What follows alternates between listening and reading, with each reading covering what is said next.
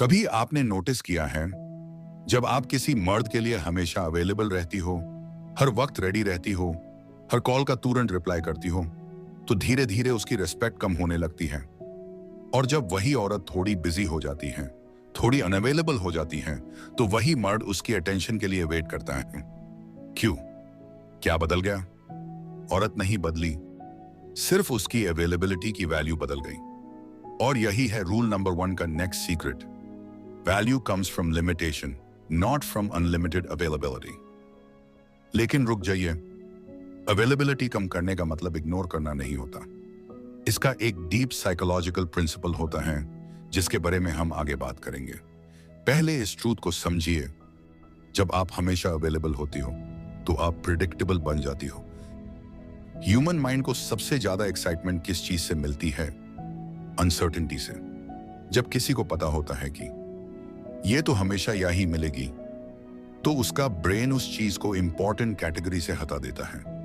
लेकिन जब ब्रेन को डाउट होता है कि ये शायद हमेशा अवेलेबल नहीं है, तो ब्रेन ऑटोमेटिकली उस चीज को प्रायोरिटी बना देता है। यही रीजन है कि जब आप बिजी होती हो तब मर्द खुद कांटेक्ट करता है, और जब आप फ्री होती हो तब वो बिजी हो जाता है। अब आप सोच रही होंगी, लेकिन मैं बिजी होने का ड्रामा कैसे करूं? ड्रामा नहीं करना, रियल में अपनी लाइफ बिल्ड करनी है। और कैसे करनी है, उसके बारे में हम थोड़ी देर में बात करेंगे। पहले एक और डेंजरस मिस्टेक समझिए जो 90% औरतें करती हैं। सबसे डेंजरस मिस्टेक, अपनी दुनिया को उसके अराउंड बना लेना। जब एक औरत अपनी खुशी, अपनी रूटीन, अपना मूड, सब कुछ एक मर्द के बिहेवियर पर डिपेंड कर देती है, तो वो अपनी पावर उसको दे देती है। और जब पावर उसके पास चली जाती है, तो कंट्रोल भी उसके पास चला जाता है। और जिसके पास कंट्रोल होता है, वो कभी एफर्ट नहीं करता। ये ह्यूमन नेचर है। लेकिन यहां एक शॉकिंग ट्रूथ है। मर्द नेचुरली उस चीज की तरफ अट्रैक्ट होता है जिसके पास ऑलरेडी अपनी लाइफ होती है, जिसकी अपनी आइडेंटिटी होती है, जिसका अपना मिशन होता है, जिसका फोकस सिर्फ उस पर नहीं होता, क्योंकि वो जानता है उस औरत को लूज करना पॉसिबल है। और जब लॉस का फियर होता है, तब एफर्ट ऑटोमेटिक आता है। लेकिन यहां एक हिडन रूल है, और ये रूल सबसे पावरफुल है। लेकिन उसको समझने से पहले एक क्वेश्चन का आंसर दीजिए। क्या आप अपनी लाइफ की में कैरेक्टर हो या साइड कैरेक्टर? सच सच सोचिए, क्या आप अपनी लाइफ अपने लिए जीती हो, या आप अपनी लाइफ किसी और के रिएक्शन के हिसाब से जीती हो? क्योंकि जब तक आप अपनी लाइफ की में कैरेक्टर नहीं बनोगी, तब तक कोई भी मर्द आपको प्रायोरिटी नहीं बनाएगा। लोग वही रिस्पेक्ट करते हैं जो खुद को रिस्पेक्ट करता है। लोग वही वैल्यू देते हैं जो खुद को वैल्यू देता है। और लोग वही लूज होने से डरते हैं जो खुद को लूज होने देता नहीं।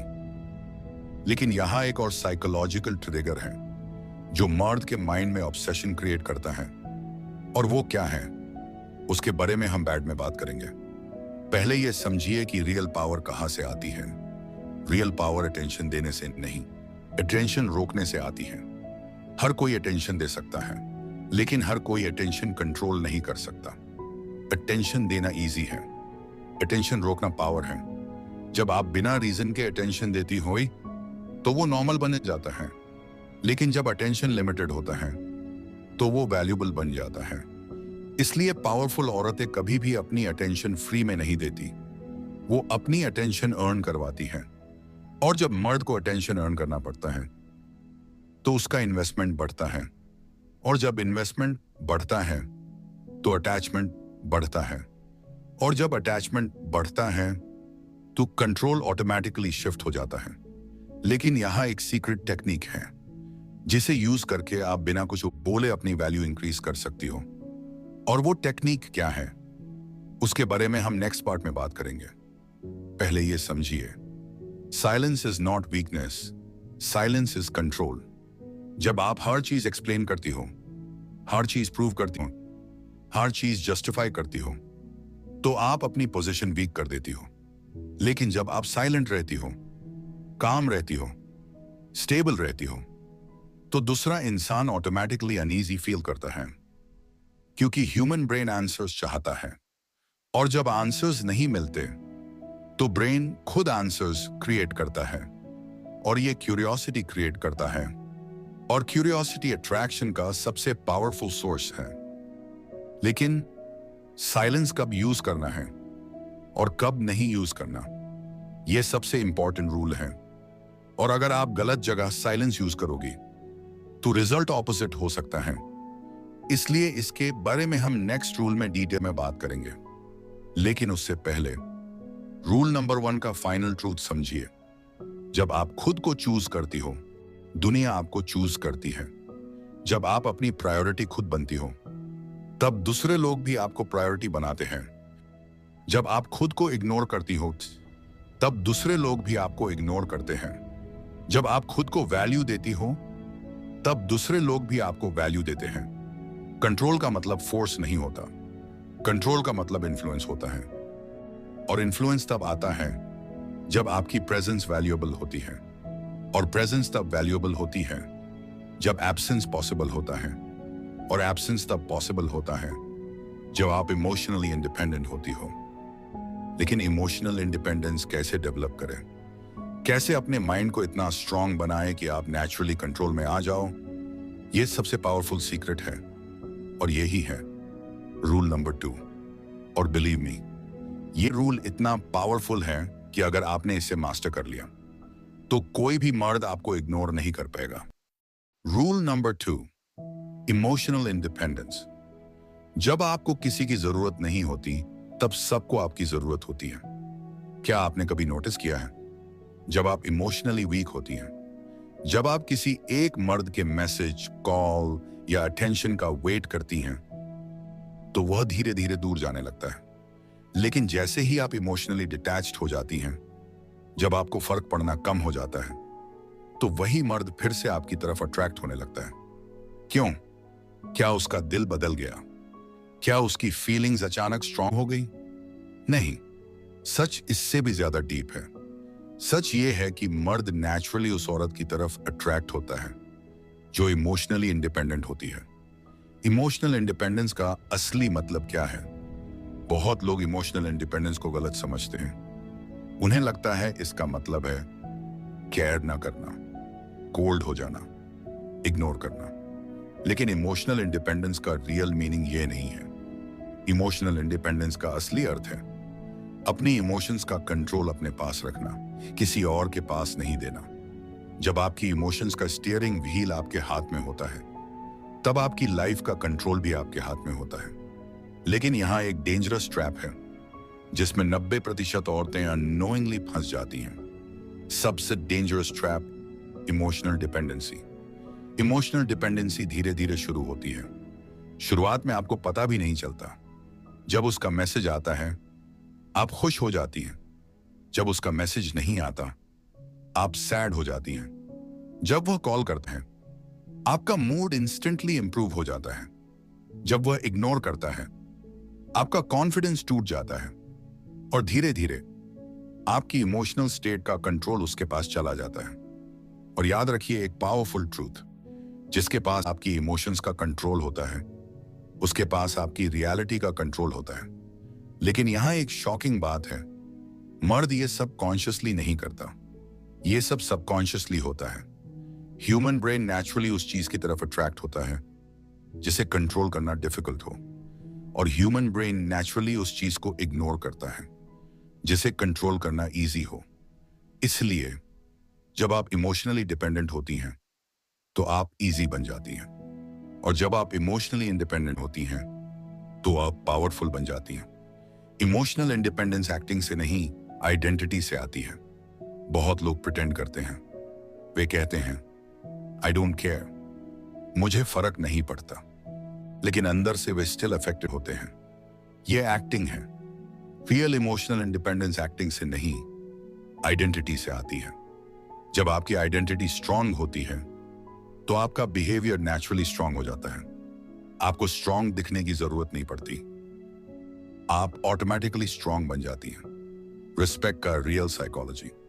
एक सिंपल साइकोलॉजिकल ट्रूथ है, मर्द उस औरत को रिस्पेक्ट करता है जो खुद को रिस्पेक्ट करती है।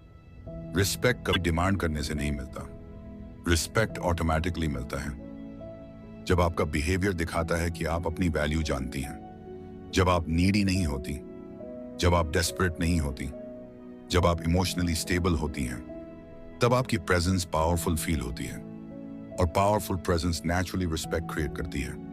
लेकिन जब आप नीडी होती हैं, जब आप कॉन्स्टेंटली अटेंशन चाहती हैं, तो आपकी वैल्यू डिक्रीज हो जाती है, क्योंकि नीडीनेस वीकनेस सिग्नल करती है और वीकनेस अट्रैक्शन को डिस्ट्रॉय करती है। इमोशन फील करना वीकनेस नहीं है, स्लेव बनना वीकनेस है। इमोशन फील करना ह्यूमन नेचर है। हर इंसान इमोशंस फील करता है, लेकिन इमोशंस का स्लेव बन जाना डेंजरस है। स्लेव रिएक्ट करता है, मास्टर कंट्रोल करता है, और इमोशनल इंडिपेंडेंस का मतलब है रिएक्ट नहीं करना, कंट्रोल करना। सबसे पावरफुल ट्रूथ, जो औरत अकेली खुश रह सकती है वही सबसे पावरफुल होती है। यह इमोशनल इंडिपेंडेंस का कोर है। जब आप अकेली होती हैं और फिर भी हैप्पी होती हैं, तो आप हाईएस्ट लेवल पावर में होती हैं, क्योंकि अब आप डेस्परेट नहीं हैं, आप नीडी नहीं हैं, आप डिपेंडेंट नहीं हैं। अब आप चूज कर रही हैं, नीड नहीं कर रही हैं। और साइकोलॉजी में चॉइस और नीड में बहुत बड़ा डिफरेंस होता है। People respect choice, people ignore need. जब आप नीड करती हैं तो सामने वाला आपकी वैल्यू कम कर देता है। जब आप चूज करती हैं तो सामने वाला आपकी वैल्यू बढ़ा देता है। Mindset shift. Emotional steering wheel अपने हाथ में लो। इमेजिन कीजिए, एक औरत है जो सुबह उठती है और उसका मूड डिपेंड करता है कि किसी ने उसे गुड मॉर्निंग टेक्स्ट किया या नहीं। और एक दूसरी औरत है जो सुबह उठती है अपने गोल्स के लिए, अपनी ग्रोथ के लिए, अपनी लाइफ के पर्पस के लिए। दोनों में डिफरेंस क्या है? पहली औरत ने अपनी इमोशंस का स्टीयरिंग व्हील किसी और को दे दिया है, दूसरी औरत ने स्टीयरिंग व्हील को पकड़ा हुआ है। और याद रखिए, रियल कंट्रोल सिर्फ उसी को मिलता है जो अपनी इमोशनल स्टीयरिंग खुद चलाता है। Psychological truth, scarcity versus abundance. Human brain scarcity को वैल्यू देता है। जो चीज हर वक्त अवेलेबल होती है उसकी वैल्यू ऑटोमेटिकली लो हो जाती है। अगर आप हर वक्त अवेलेबल रहती हैं, हर कॉल पर रेडी, हर मैसेज पर इंस्टेंटली प्रेजेंट, तो ब्रेन आपको नॉर्मल कैटेगरी में डाल देता है। लेकिन जब आपकी अवेलेबिलिटी कंट्रोल्ड होती है तो ब्रेन आपको प्रायोरिटी कैटेगरी में डाल देता है। लेकिन यहां एक इंपॉर्टेंट डिफरेंस समझिए। इग्नोर करना इमैच्योर बिहेवियर है, कंट्रोल्ड अवेलेबिलिटी मैच्योर बिहेवियर है। इग्नोर करना रिएक्शन है, कंट्रोल्ड अवेलेबिलिटी डिसीजन है। और जो डिसीजन से एक्ट करता है वही कंट्रोल में होता है। पिलर 1, अपनी लाइफ को इतना स्ट्रांग बनाओ कि कोई सेंटर ना बन सके। अगर आपकी लाइफ का सेंटर सिर्फ एक इंसान है तो आप ऑटोमेटिकली वीक बन जाएंगी। लेकिन अगर आपकी लाइफ में मल्टीपल सेंटर्स हैं, goals, career, health, passion, self growth, तो कोई भी इंसान आपको इमोशनली कंट्रोल नहीं कर सकता। एक रूल हमेशा याद रखिए, जिस इंसान के पास अपना मिशन नहीं होता वह दूसरों की अटेंशन पर जीता है। लेकिन जिस इंसान के पास अपना मिशन होता है वह अटेंशन नहीं, रिस्पेक्ट अट्रैक्ट करता है। Over explaining habit, emotional weakness का साइन। बहुत सी औरतें अननोइंगली यह मिस्टेक करती हैं। वे हर चीज एक्सप्लेन करती हैं। सॉरी मैं बिजी थी, सॉरी मैं अपसेट थी, सॉरी मैं रिप्लाई नहीं कर पाई। जब आप हर चीज एक्सप्लेन करती हैं तो आप वैलिडेशन सीक कर रही होती हैं, और वैलिडेशन सीक करना इमोशनल डिपेंडेंसी का साइन है। हाई वैल्यू लोग ओवर एक्सप्लेन नहीं करते, वे सिंपली कम्युनिकेट करते हैं। डिफरेंस समझिए। Over explaining equals validation seeking, clear communication equals self respect. Pillar 2, reaction control. यहीं से रियल पावर शुरू होती है। लाइफ में सिचुएशंस आएंगी, कभी लेट रिप्लाई होगा, कभी बिहेवियर चेंज होगा, कभी डिस्टेंस फील होगा। ये सब टेस्ट्स नहीं हैं, ये सबकॉन्शियस डायनामिक्स हैं। और यहां सिर्फ एक फॉर्मूला काम करता है, ऑब्जर्व, पॉज, रिस्पॉन्ड। रिएक्ट मत कीजिए, ऑब्जर्व कीजिए, पॉज कीजिए, फिर कामली रिस्पॉन्ड कीजिए। और कई बार साइलेंस ही बेस्ट रिस्पॉन्स होता है। यह इमोशनल इंडिपेंडेंस का हाईएस्ट लेवल है। इमोशनल सेल्फ सोर्सिंग का मतलब है अपनी हैप्पीनेस खुद क्रिएट करना। अगर आपकी हैप्पीनेस किसी एक इंसान पर डिपेंड है तो आप कभी स्टेबल नहीं रहेंगी। लेकिन अगर आपकी हैप्पीनेस डिपेंड करती है वर्कआउट पर, मेडिटेशन पर, सेल्फ ग्रोथ पर, स्किल बिल्डिंग पर, तो आप इमोशनली अनब्रेकेबल बन जाती हैं।